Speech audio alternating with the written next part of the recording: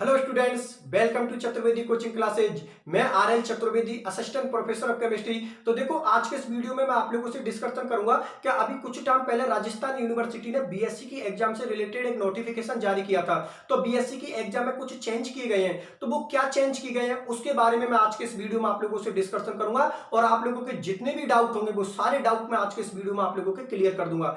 सबसे पहले तो मैं आप लोगों के लिए बता देता हूं कि जिन स्टूडेंटों ने अभी तक इस यूट्यूब चैनल को सब्सक्राइब नहीं किया है वो सभी स्टूडेंट इस YouTube चैनल को सब्सक्राइब कर देना, और जितने भी आप लोगों के फ्रेंड हैं उन सभी के बीच में आप इस लिंक को शेयर कर देना, जिससे ज्यादा से ज्यादा स्टूडेंट इस YouTube चैनल से जुड़ सके। और यूनिवर्सिटी से रिलेटेड जितनी भी इंफॉर्मेशन होगी वो सभी इंफॉर्मेशन मैं इस YouTube चैनल पर दूंगा, इसलिए सभी स्टूडेंट इस YouTube चैनल से जुड़ जाए, जिससे कोई भी इंफॉर्मेशन होगी तो वो इंफॉर्मेशन आप लोगों तक पहुंच जाएगी। चलो ठीक है, मैं वीडियो को स्टार्ट करता हूं। तो देखो, सबसे पहले मैं डिस्कशन करूंगा कि जो हमारे बीएससी का जो पेपर है उसका टाइम कितना रहेगा। तो देखो, मैं आप लोगों के लिए बता देता हूं, इससे पहले जो बीएससी की एग्जाम का टाइम होता था वो 3 घंटे का होता था। मतलब हम लोगों को 3 घंटे में पेपर सॉल्व करना होता था। लेकिन अब की बार इस कोरोना महामारी को ध्यान में रखते हुए आप लोगों का जो 3 घंटे का पेपर का जो टाइम होता था वो 3 घंटे से घटाकर 2 घंटे कर दिया। मतलब इससे पहले जो बीएससी का पेपर हम लोगों को 3 घंटे में सॉल्व करना होता था, अब की बार वो पेपर आप लोगों को 2 घंटे में सॉल्व करना होगा। तो आप लोगों को ये बात पता लग गई कि आप लोगों का जो पेपर का टाइम रहेगा वो पेपर का टाइम आप लोगों का 2 घंटे का रहेगा। चलो ठीक है, ये तो पेपर के टाइम के बारे में डिस्कशन हो गया। अब मैं डिस्कशन करता हूं कि भाई एग्जाम में हम लोगों को कितने नंबर के क्वेश्चन करने हैं। तो देखो, मैं आप लोगों के लिए बता देता हूं, जितने भी नंबर का आपका पेपर होता है उसके 60% के हिसाब से आप लोगों को पेपर सॉल्व करना है। जैसे कि माना कि किसी का पेपर 100 नंबर का हुआ तो उसको 60 नंबर का सॉल्व करना है। मान किसी का 50 नंबर का पेपर हुआ तो उसको 30 नंबर का सॉल्व करना है। मतलब आपको 60% के हिसाब से पेपर सॉल्व करना है। अगर आप 60% से ज्यादा सॉल्व करते हो तो आपको 60% के हिसाब से ही नंबर दिए जाएंगे। आगे नहीं मेरी बात समझ में? तो ये बात आप लोगों को पता लग गई कि हमें एग्जाम में कितने क्वेश्चन सॉल्व करने हैं। ठीक है ना, क्वेश्चन के बारे में तो मैं अभी डिस्कशन करूंगा। आप लोगों को 60% के हिसाब से पेपर सॉल्व करना है। वो देख लेना आप लोगों का कितने नंबर का पेपर होता है। जितने नंबर का आप लोगों का पेपर होता है उसके 60% के हिसाब से आप लोगों को पेपर सॉल्व करना है। चलो ठीक है, अब मैं डिस्कशन करता हूं कि भाई एग्जाम में कितने क्वेश्चन पूछे जाएंगे और हम लोगों को कितने क्वेश्चन करने हैं। तो देखो, मैं आप लोगों के लिए बता देता हूं, आप लोगों की जो इससे पहले बीएससी का जो पैटर्न था वो पैटर्न ये था कि आप लोगों की जो 5 यूनिट होती थी उन 5 यूनिट में से प्रत्येक यूनिट से 2 क्वेश्चन पूछे जाते थे। तो कॉमन सी बात है, 5 यूनिट से हम लोगों से 10 क्वेश्चन पूछे जाते थे। और इससे पहले ये थी कि आप लोग जो 1 यूनिट से 2 क्वेश्चन आते थे ना, उनमें से केवल आप लोग एक ही क्वेश्चन को कर सकते हैं। लेकिन अब की बार ऐसा कुछ नहीं है, आप लोग अगर चाहते हो तो अथवा वाले को भी सॉल्व कर सकते हो।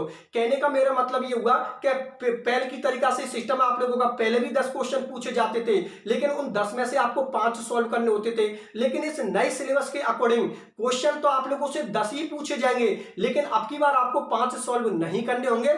आप लोग उन 10 क्वेश्चन में से कोई भी 3 क्वेश्चन सॉल्व कर देना, जो आपको अच्छे लगे ना, जो आपको अच्छी तरीका से आते हैं। ठीक है ना, उन 3 क्वेश्चनों को आप सॉल्व कर देना। ठीक है ना, अब की बार अथवा की कोई बाध्यता नहीं है। ठीक है ना, आप अथवा वाले क्वेश्चन को भी कर सकते हो। आप चाहते हो तो 1 यूनिट से 2 क्वेश्चन को भी सॉल्व कर सकते हो, अगर आपको यूनिट के दोनों ही पार्ट अच्छी तरीका से आते हैं। आगे नहीं मेरे बात समझ में? एक बार मैं दोबारा से इस लाइन को रिपीट कर देता हूं। देखो, मैं आप लोगों के लिए बता देता हूं, एग्जाम में आप लोगों से 1 यूनिट से वही 2 क्वेश्चन पूछे जाएंगे। तो एग्जाम में कुल मिलाकर जो हम लोगों से पेपर में जो क्वेश्चन पूछे जाएंगे वो 10 क्वेश्चन पूछे जाएंगे। और उन 10 क्वेश्चन में से जो भी आप लोगों को अच्छे लगे उन 10 क्वेश्चन में से आप लोग 3 क्वेश्चन सॉल्व कर देना। ठीक है ना, आप चाहते हो तो 1 यूनिट से 2 क्वेश्चन भी सॉल्व कर सकते हो। इससे पहले अथवा वाले को हम सॉल्व नहीं कर सकते, 1 यूनिट से 1 क्वेश्चन ही सॉल्व कर सकते थे। लेकिन नए सिलेबस के अकॉर्डिंग हम 1 यूनिट से 2 क्वेश्चन भी सॉल्व कर सकते हैं। मेरी बात आप लोग समझ में आ गई ना, कि अथवा वाले क्वेश्चन को भी हम सॉल्व कर सकते हैं। और लास्ट में सौबातन की एक बात बता देता हूं कि एग्जाम में 10 क्वेश्चन पूछे जाएंगे और 10 में से केवल आप लोगों को 3 सॉल्व करने। जो भी आपको अच्छे लगे वो 3 क्वेश्चन सॉल्व कर देना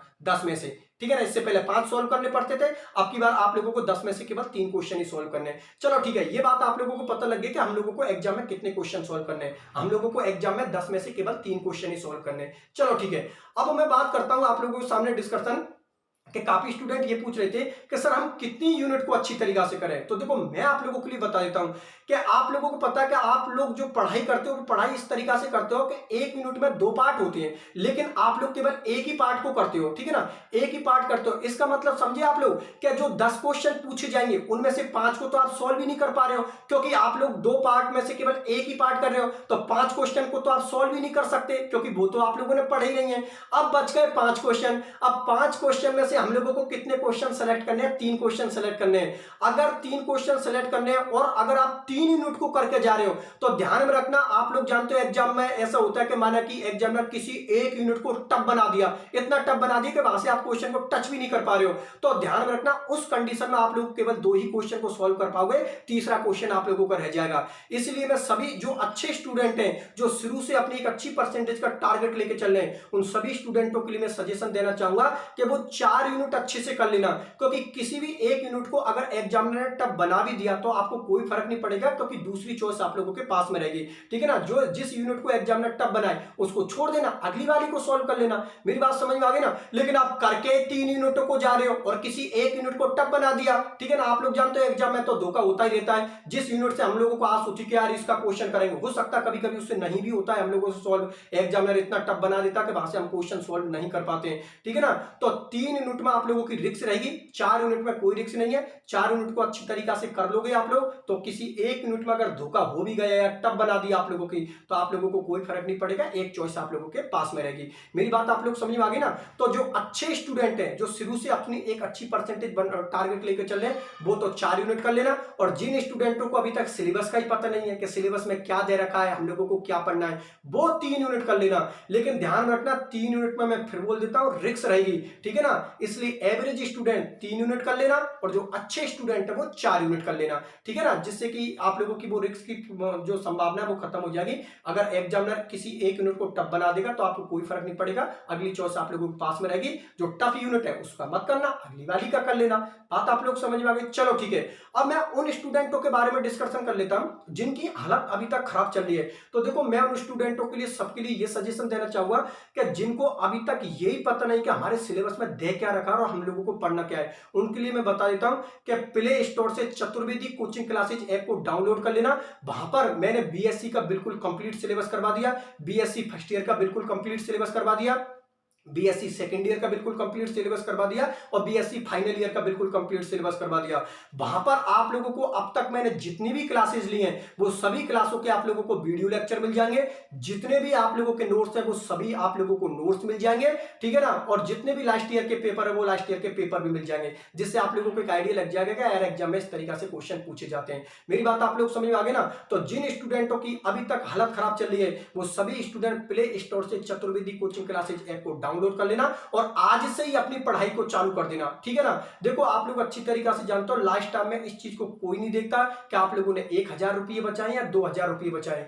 लास्ट टाइम वो हर किसी को आपके रिजल्ट से मतलब होता है कि भाई तेरी कितनी परसेंटेज बनी है, तेरी कितनी परसेंटेज बनी है। इसलिए लास्ट टाइम में कोई भी स्टूडेंट रिक्स रुपया के ऊपर मत लेना कि यार मेरे 1000 रुपये लग जाएंगे, मेरे 2000 रुपये लग जाएंगे, ठीक है ना। लास्ट टाइम में रुपया से रिलेटेड कोई भी स्टूडेंट रिक्स मत लेना, ठीक है ना। आज से ही आप लोग बैच को ज्वाइन कर लेना और आज से अपनी पढ़ाई को चालू कर लेना, क्योंकि अभी भी इतना टाइम है कि अगर आज से ही आप कोर्स को ज्वाइन करते हो तो बिल्कुल एग्जाम से पहले सारी चीजों को बहुत अच्छी तरीके से क्लियर कर सकते हो। मेरी बात आप लोग समझ में आ गई ना। आपकी सारी प्रॉब्लम दूर हो जाएंगी, ठीक है ना। आज से ही क्लासों को चालू करते हो तो आपकी सारी प्रॉब्लम दूर हो जाएंगी और सिस्टमेटिक तरीका से आप लोगों की पढ़ाई चालू हो जाएगी, ठीक है ना।